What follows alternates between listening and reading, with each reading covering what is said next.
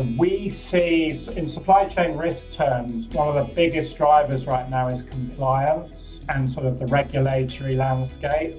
So we've seen, of course, if we think about Russia's war in Ukraine, there have been a lot of companies either in Russia or associated with Russia, doing business with Russia that have been sanctioned. On another dimension, we see lots of environmental legislation coming in around things like deforestation, responsible sourcing, labour rights. So the whole kind of landscape is getting much more complex, but it's also forcing many companies that have sat back a little bit and not taken a more proactive approach to supply chain risk, having to improve their capabilities. Hello, ladies and gentlemen, and welcome to our interview with Geraint John. Geraint is a VP Research for 0100, an intelligence company that's on a mission to create 100% digital supply chain. He leads research in the area of supply chain risk, resilience, digital sourcing, AI implementation, and procurement for our customers in various industries. So, Geraint, welcome to our Risk Management Show podcast. It's great to be here, Boris. Thanks for inviting me. Absolutely, it's my pleasure. So I believe that we will have a very thoughtful conversation on the topic of the role of AI in enhancing risk management in supply chains. And we will explore the potential of AI to predict disruptions, optimize supplier relationships, and ensure a continuity amidst global challenges, including real-world examples and perhaps case studies from 0100 research. But before that, could you tell us, Geraint, about a short story about your career path, what brought you to where you are right now, and what you guys at your company 0100 are up to these days? Sure. So, Boris, my background is slightly unusual, slightly different from maybe some of my colleagues, in that I actually started my career as a journalist. I spent almost 20 years in the publishing industry as a writer, reporter, editor, and kind of got involved in supply chain because I ended up editing a procurement magazine, or two different procurement magazines here in the UK. That was kind of started sort of towards the end of the 1990s, did that for about a decade in total. Then I left the publishing industry, went into consulting, made a lot of contacts in the procurement world, so did that for a while. And then in 2012, moved into the kind of supply chain research domain. And I've kind of broadly stayed in that for the last 12 years or so. Prior to coming to 0100 about a year ago, I did work for a US supply chain risk software company for just under 2 years. So obviously that was a little bit of a different experience, but I've been covering supply chain risk and resilience for most of the last 12 years in some form or another. In terms of what we do, as you said, I mean, we're very much kind of a research and intelligence firm. So 0100, the reason the company is called that is because it's our vision is one in which supply chains have, emit 0% carbon, but are 100% digital. So that's our kind of future vision. And then we really try and help our clients to kind of evolve their strategy, their roadmap, their capabilities in that broad direction. We also do a lot of work, as you would expect, around talent development and sort of digital skills, including of course in AI. So it's really kind of tech talent, tech strategy, talent development, and then the decarbonisation and sustainability agenda. So we work with mostly very large companies, sectors like retail, consumer goods, pharmaceuticals, apparel and footwear, pharmaceuticals, industrial manufacturing. Will just be some of the sectors we serve. So broad range of clients, but in those kind of broad areas I described. All right, fantastic. Let's dive into our topic of AI in supply chains. So how would you define the current role of AI in modern supply chain management, and what are the key areas where it has proven to be most impactful so far? Yeah, so I think it's really important, Boris, to just underline the fact that while we certainly think AI has a vital role to play in supply chain risk management, certainly in terms of making this a much more proactive capability and program and sort of endeavor, if you like, rather than just reacting to events as they've happened, which is typically how companies have approached disruptions and risk events in the past. So yes, it has absolutely a key role. That's partly because I see the sheer complexity of supply chains across the globe, the number of different moving parts, literally the number of different risk factors that supply chain leaders and their organizations have to cope with. So, trying to do this manually with a limited number of, albeit talented human beings is extremely difficult these days. There's just too much to cover. So you absolutely need data analytics, you need AI. Having said that, I think we're only really beginning to scratch the surface of what AI can do in this space. So we see leading companies investing in this and the capabilities, experimenting, trying things out. But I would say, there's a lot of room to develop these capabilities and to apply this technology. I would say that the areas today where it's perhaps a little bit more developed would be particularly around visibility. So we see visibility really underpinning analytics, simulation capabilities, and so on. And visibility takes a number of forms in supply chain. The one I probably deal with and know best is how can we use AI to map complex multi-tier, multi-layer upstream supply chains. So not just kind of suppliers that your organization, your business directly does, contracts with and purchases from, but also, their suppliers, their suppliers' suppliers. And if you think about industries like high tech or automotive, for example, there are, or even the fashion industry, there are kind of multiple levels. And having, most companies don't have very good visibility beyond their tier one suppliers, as they're called, or your direct suppliers that you work with. But, if you don't have that visibility, then, you're constantly going to be surprised by risk events that happen. Because you won't know who those entities are, where they're based in the world, how they feed into your own supply chains. So this has been a very thorny problem for many, many years.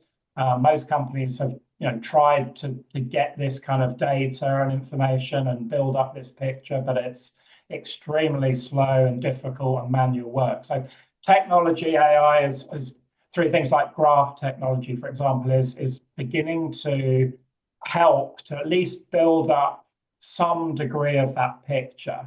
It needs to be validated. It needs to be sort of made more granular in some cases, but at least it's kind of helping you to think about the different relationships, the business relationships and dependencies. So I think that whole visibility piece is probably one of the more developed, and it's not just on the supplier side, of course. It's also in areas like transport and logistics, where companies are using this kind of capability, this kind of technology to pinpoint, like, where are their sort of shipments, what kind of risk events, things like port closures, for example, might impact the flow of goods and materials between different locations into factories, out of factories, to customers, and so on. So that whole visibility piece is super important. Analytics, yes, it's kind of very much an emerging area in terms of predictive analytics layered on top of that visibility.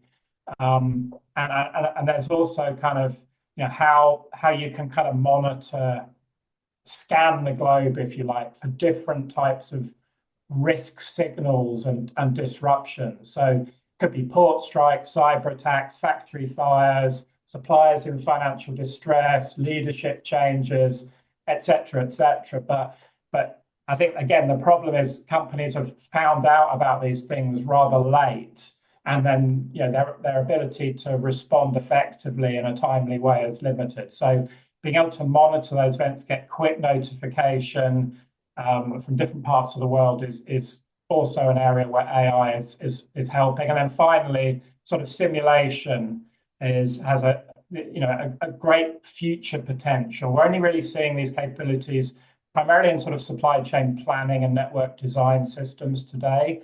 But in terms of building scenarios, modeling different scenarios. But we also now do see some companies beginning to build their own digital twins, which are much more holistic. Because one of the problems is all this technology is very fragmented at the moment. It needs to be kind of brought together in a sort of a broad supply chain way rather than just individual silos. So again, a lot of work to do in that area, but we are seeing, as I say, some companies kind of beginning to sort of harness that to good effect. So if I understood correctly, the visibility, predicting disruption, and supplier relationship will play a bigger role, and the AI can improve some workflow in this area. But can you do some perhaps some case studies, or maybe without names, about your kind of experience in this area? So I know we have some recently we had some disruption in shipping lanes with the war in the Middle East. But do you have some experience with this case studies? Yeah, so one I would think of there, Boris, obviously we saw sort of late last year, the turn of 2024, the shipping crisis in the Red Sea with Houthi rebels kind of stepping up their attacks, using missiles, using drones to kind of attack commercial shipping. In some cases, very far from the coast, as those ships are kind of making their way into the Red Sea, up towards the Suez Canal. So one of our big consumer products companies or clients, actually, because they've developed over a number of years kind of control tower capabilities, particularly in the logistics space, they were able fairly early on, as these developments began to unravel, to kind of spot that there were some signs of shipments being delayed or temporarily rerouted. They were using kind of analytics, but also kind of satellite imagery, logistics, visibility platforms, and so on. So they began to their team began to notice that there were some things happening. Obviously, that kind of early warning gives you the ability to then get into conversations with your logistics partners, other suppliers. So they were able to use that time to really look at, is there going to be a situation where we need to start rerouting shipments, or we need to plan for longer lead times, or we need to perhaps, in extreme cases, are we going to have to sort of air freight some of our products or some of our materials just to make sure they're going to be in the right locations or delivered to the right customers, rather than sort of going out on the ocean. So that's a sort of type of example that we see, technology and this kind of granular visibility and monitoring really being able to help in a specific case. Of course, ultimately, all of those ships, or most of them, have had to be diverted around the sort of the Horn of Africa, and the lead times and the costs associated with that are somewhat different. If they were just being able to go through the Suez Canal as normal, but that's the type of scenario that I think leading companies are really beginning to kind of harness to their benefit now. As I say, it's still fairly early days, but that's at least from a movement of goods perspective, that's one I would certainly call out. So how critical is the availability of the accuracy of real world data in harnessing AI for risk management? For maybe how does this play into the research findings by 0100? So yeah, I mean, I think that kind of data foundation if we can call it that, is obviously super critical, whether we're talking about feeding kind of predictive analytical models or building digital twins, or frankly, just having visibility of your extended supply network in a way that you haven't been able to do before. So yeah, data is absolutely fundamental and the foundation here. It's also, I think, one of the biggest challenges we see in our research and in talking to our customers that, of course, many of them are sort of large, complex organizations with different divisions and regions and so on. And of course, many different ERP and other technology systems and platforms. So it's again, as with the sort of understanding who you're doing business with directly and indirectly, it's a very big task, but I think all of our clients would agree, no matter where they are on this journey, that is absolutely essential to be able to do clever things, in the different areas I've mentioned, and to get smarter, faster, more sophisticated in terms of what you're able to do and how you're able to be more data driven and objective and targeted with your decision making. So, what is the role of ethics and risk of AI in supply chain? So, while because AI offers immense potential, what are the ethical concerns of risk associated with its use in supply chain management, and how can businesses mitigate this risk? Yeah, I think there's obviously a number of issues, whether ethical or cultural, that need to be addressed. I would say that as we kind of get more increasingly digital with the way our operations are configured and enabled, clearly, the risk of kind of hackers and cyber attackers and other kind of actors, it grows and is going to become more magnified. And we're already seeing that over the last few years. You talk to any sort of cybersecurity expert, and they're going to tell you that supply chain is one of the major kind of entry points now for many organizations. And there are lots of examples of that we can kind of point to. So I think that's from a risk standpoint, and we're, as I said earlier, we're very much, our future vision is 100% digital. Well, that comes with risks as well as advantages.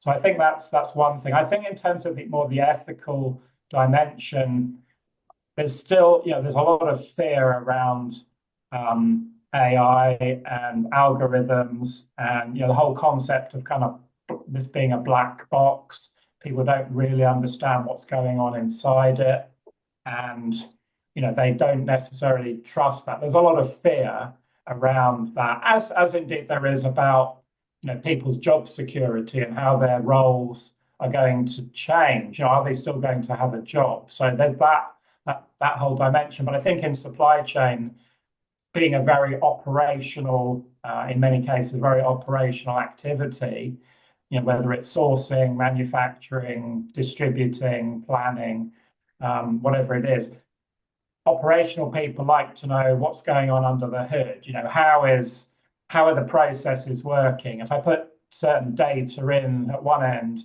what comes out at the other end? And how, if an AI sort of type system is going beyond just giving me visibility and it's actually recommending or predicting some kind of action or event, how do I know whether to kind of trust that, or whether, do I believe it?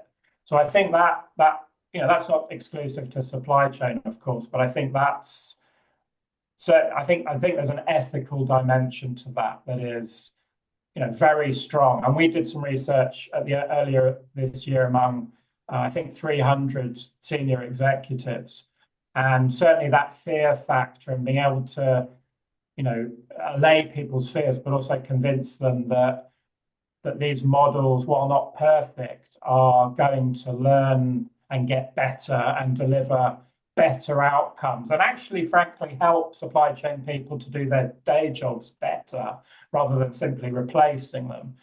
Because you've got the whole debate around automation, as I say, robotics, and there's a lot of nervousness around that. So I think for me, that's something it's really important that leaders of supply chain organizations in companies are addressing that in a kind of an open and honest way.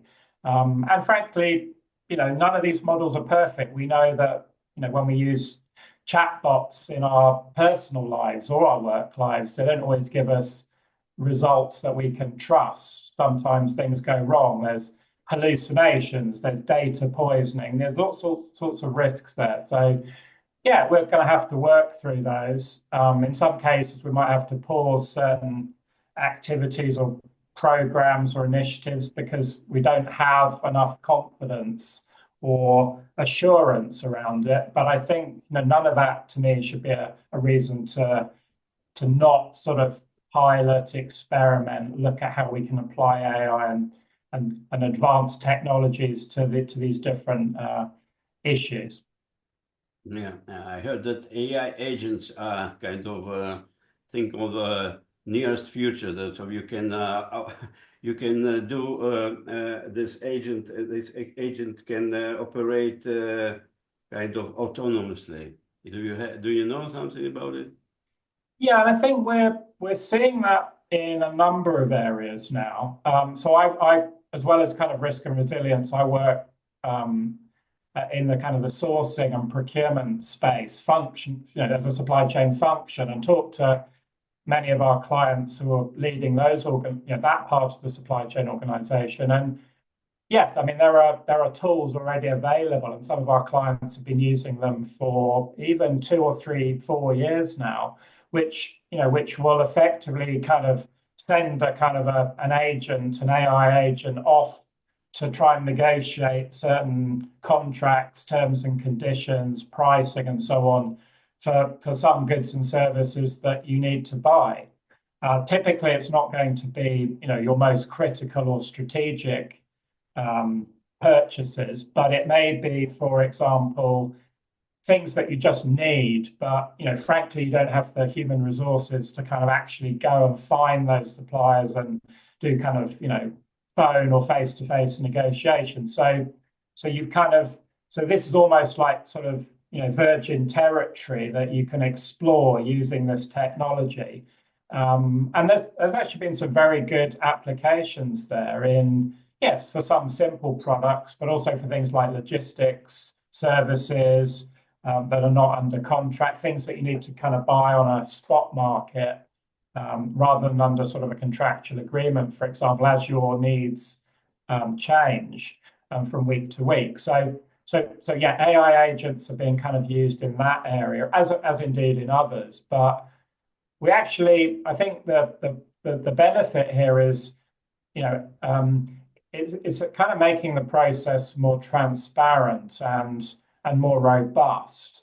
And I think some suppliers actually quite like it because it means that they feel like they have more control over the way that they're engaging with a potential client or an actual client. Of course, it's not going to be perfect. Some people won't like it in certain instances, but this is the kind of experimentation that we're seeing, and I think personally that's going to grow significantly, certainly in the areas I cover. I think in the risk space, there's potential for that as well. So yeah, it's exciting. We shouldn't get too carried away, and I think it will take time for that to be adopted, but it's certainly part of the mix. Fantastic. So, Geraint, I would like to ask you a personal point of view. What are the major misconceptions in your field of what you do, supply chain and AI, artificial intelligence, that you kind of strongly disagree with? That's a great question, Boris.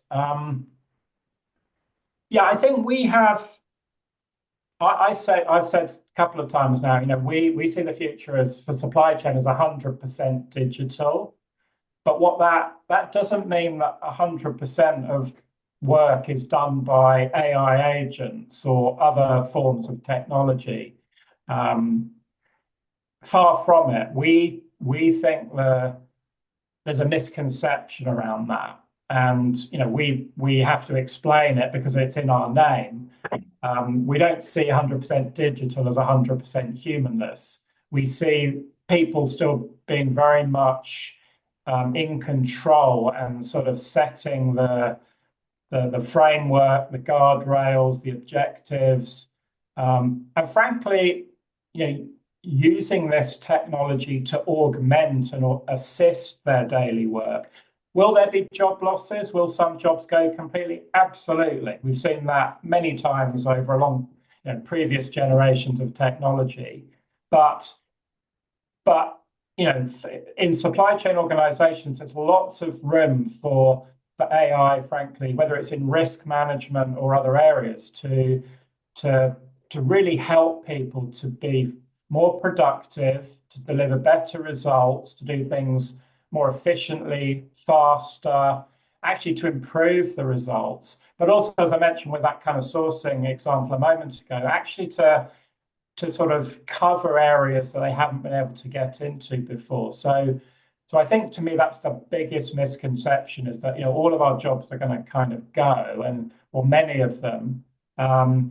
Of course, there are new roles that are being created as AI and technology advances, and we see examples of that in supply chain organizations now. Probably the biggest one being the sort of increase in the number of data scientists, but that's just one aspect of it. So I think that's a sort of a myth that we do our best to try to kind of dispel and to explain, including to our own clients, because, as I say, there's a lot of fear among people that work in this industry, this profession, about what the future holds for them.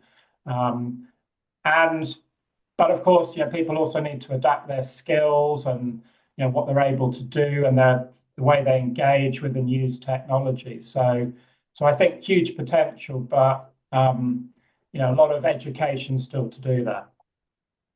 All right. Just before we finish, maybe a few more questions. Like, what are the future trends and predictions you can say about the future advancement in AI, or do you foresee some in the area of supply chain? And are there any emerging technology or methodologies that our audience should prepare for? So I think a lot of what I've described so far is really about getting, as I say, getting better visibility, getting greater transparency of what's going on sort of a minute by minute, day by day, hour by hour kind of basis across a very big, complex global network or supply chain. The real kind of area of advancement I see coming beyond that, and of course it's already started, is really in these models getting much more predictive and in some cases prescriptive in the sort of the recommendations that they make or suggest or actually implement, frankly. We see a kind of a much more autonomous organization and supply chain operation in the future, where actually a lot of routine actions and decisions are just made by AI, by the systems, by the technology itself, and humans work on more of an exception basis. They shift their focus to different areas, more strategic kind of value-adding kind of work, and so on. I think in the risk space, yes, we've seen some kind of really pioneering examples of certainly predictive analytics, probably over the last 10 years or so. So I think about, for example, there's the US automotive tier one supplier, BorgWarner. I remember, this was probably 10 years ago. They actually created a whole kind of predictive, they called it a supplier performance monitor tool. And what they did was they just collect a lot of historical data around supplier quality, supplier delivery performance, as well as kind of other data on supplier financial health. And then they brought that together, created an AI-based or machine learning-based model, which the outcome of that was to say, given what's happening right now, what can we expect? If we look 3 months ahead, which of our suppliers are most likely to cause problems in terms of the smooth flow of goods and materials that we plan for and we expect, based on what's happened previously. Now, of course, that's never going to be perfect, as it won't be in a kind of a stock market setting, for example. But it's getting smarter about how we project forward and how we try to decide where we need to prioritize our limited time and resources, where we need to target, where we need to go deeper with certain suppliers, where we need to have human conversations and investigate a little bit further, dig beneath the surface. So I think that was kind of a really pioneering example. I've seen other examples more recently, companies like Western Digital in the high tech space in the US, for example, developing this type of analytical model. That these are all kind of homegrown, or mostly sort of homegrown, in-house developed capabilities, and we haven't seen those really commercialized into kind of off-the-shelf software yet.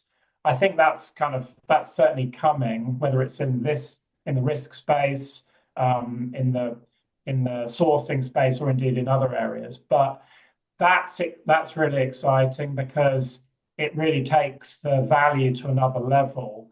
And because the question I get more than any other from our customers when I talk to them about supply chain risk is, where do we focus? Where do we prioritize? We have thousands of suppliers. We have tens of thousands of SKUs of different product variants. And that's just before we think about this hugely complex multi-layer network and ecosystem we're operating within. So being able to kind of get a bit more precise about where we act today, tomorrow, next week, where we intervene, where we let things run in the background, where we let AI kind of take care of the routine things. That's where this kind of will come into play. And then going beyond that and actually having the system actually recommend and then implement some of those decisions, I think, in terms of workarounds, shifting volumes to another supplier, using a different transport mode or route. All of these things are going to happen at some point, and that's where that extra value, I think, will come. And then finally, sort of being able to knit all of this together into some kind of holistic digital twin that looks across your different functions, across your different divisions, tries to bring the intelligence together to make sensible, smart decisions, optimized decisions is really going to be the name of the game. It's probably going to take quite a few years to get to that point. But as I said, 100% digital isn't something that's happening tomorrow. All right, fantastic. So these were all my questions. Perhaps if I forgot to ask you something that is important to our audience, please go ahead. So I think we've talked about some of the challenges. We've talked about the risks and the fear in and around sort of AI. Yeah, I think that probably covers most of it, Boris. I guess the other thing, maybe just to kind of call out, would be, we see in supply chain risk terms, one of the biggest drivers right now is compliance and sort of the regulatory landscape. So we've seen, of course, if we think about Russia's war in Ukraine, there have been a lot of companies either in Russia or associated with Russia doing business with Russia that have been sanctioned. On another dimension, we see lots of environmental legislation coming in around things like deforestation, responsible sourcing, labor rights. So the whole kind of landscape is getting much more complex, but it's also forcing many companies that have sat back a little bit from not taken a more proactive approach to supply chain risk, having to having to improve their capabilities to get better visibility, better data, and better practices and processes in place to manage this. So I don't think AI is necessarily the answer to all of that, but it just makes everything, the big data problem even bigger, and therefore some of the tools, some of the platforms that companies are using now are actually pretty good at kind of flagging where you may have a risk in your supply chain because there's a Russian supplier involved, or a company that has been sanctioned in some way. Could be in China, could be in sensitive areas like defense, for example, where obviously governments don't want any of that kind of exposure or risk in their sort of operations at all. So, and I think cybersecurity is another huge area. It's not something that supply chain people necessarily are primarily responsible for, but it has, as I said earlier, a massive supply chain dimension to it, and one that's only growing. So I think the whole compliance and regulatory agenda, it's driving a lot of change and behaviour, and will continue to do so. You need technology, data, to really help you to get on top of that and go beyond just pure compliance, to think about how you can get ahead of some of these problems and make sure that your vulnerabilities are as minimal as possible. So that's just a kind of another area to flag, because, as I said, we see that really driving behaviour in a way that maybe some of the other events don't always do. Yeah. I also know that you guys also managing a podcast named 0100 podcast. Can you tell us a few words about it? Yeah, we call it we brand it as the kind of the unboring supply chain podcast. Obviously, that's up to our listeners to kind of judge. But yeah, we tried to take a mixture of kind of very topical issues, also areas where we've done some deep research, where we published our sort of in-depth reports. So we did one recently on just prior to the US presidential election. We've just done one sort of outlining our sort of top 10 predictions for 2025 in terms of particularly around the kind of technology space, how we see that kind of impacting supply chains. So it's myself, other of my research colleagues kind of typically take part in those, and we tried to kind of grapple with some of the things that we're hearing from our customers, and some of the research and data insights that we've been able to generate to kind of help illuminate what that means, what they should expect, what they do next. All right, fantastic. Geraint, I wish you and your company 0100 great success, and also to our audience, please check the 100 podcast for if you weren't interested in supply chain, and I hope we will be in contact with you for any future episodes, and maybe in a few months on other topics. Great. Thanks, Boris. It's been a pleasure being with you. Thanks for the opportunity. Absolutely. Bye-bye.